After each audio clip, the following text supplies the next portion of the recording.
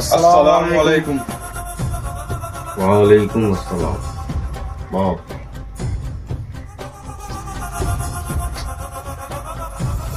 এই এক মাহত আমি আমাৰ মকসদ পুৰা কৰিব লাগিব। এই মাহত যদি নোৱাৰো আমি 1 বছৰ ৰখি দিব লাগিব। ওপৰৰ পৰা মোৰ প্ৰেছাৰ পৰিছে যে এই মাহত আমি মকসদ পুৰা কৰিবই লাগিব। শুনিছ?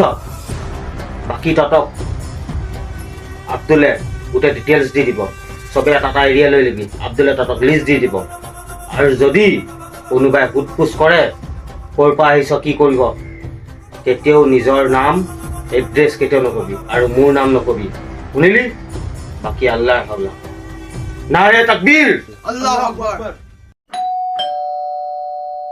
আসসালামু আলাইকুম। ওয়ালাইকুম আসসালাম। মই আপোনাৰ আমুক মাদ্ৰাছাৰ পৰা আহিছিলোঁ জাকাতৰ কাৰণে। আপুনি যি পাৰে আৰু জাকাতৰ 1 অংশ যদি দিব বিচাৰে।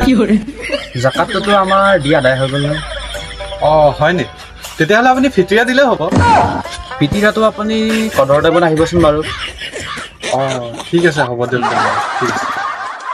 আসসালামু আলাইকুম, ঘৰত কোনোবা আছেনে? ওয়ালাইকুম আসসালাম, কোন হয় বাৰু?